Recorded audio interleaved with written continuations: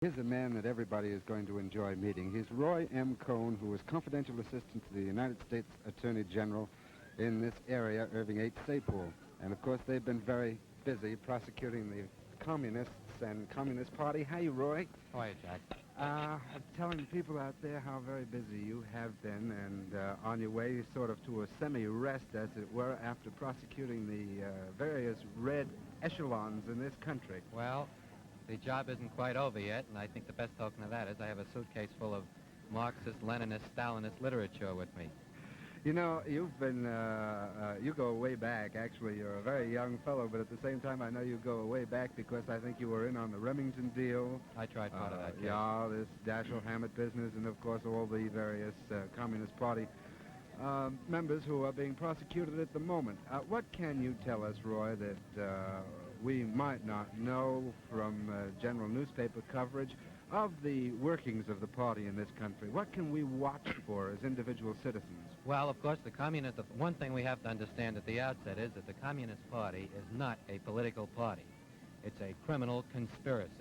Its object is, as has been established by the verdict of a jury, the overthrow of the government of the United States by force and violence as soon as the right time arrives. In the meantime, plans are being made. That day comes, and the Communist Party's most important work is that of espionage in behalf of the Soviet Union, which means that it infiltrates our government, defense plans, every important place possible in order to steal information from us and give it to the Soviet Union. That has been established by the verdict of some juries in this district during this year.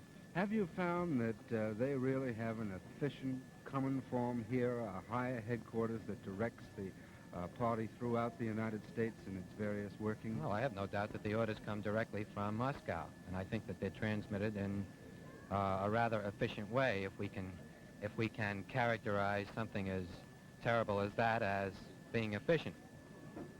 How come, Roy, that to our way of thinking, so many people of the, shall we say, the upper strata of society become involved?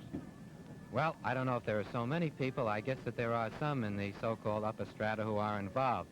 I think that it's a great tribute to the average American citizen that the great body of American citizens has been the strongest bulwark in this country for years against communism. And it's been the one group which the communists could never touch. I think that some people in the so-called upper stratas who think that they're a little smarter than they actually are fall to some of this communist double talk and are fooled by the public statements of the Communist Party, which are then the constant references to the Constitution and civil liberties, which are used by this organization which wants to destroy civil liberties as a cover-up for the day when it can, by violent revolution, destroy our democratic government and institute the worst type dictatorship this world has ever known.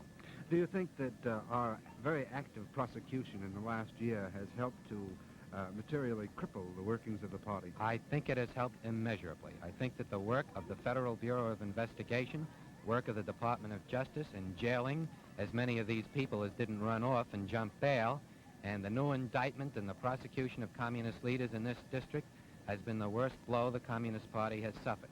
And I disagree most strongly with some people who say it doesn't do any good.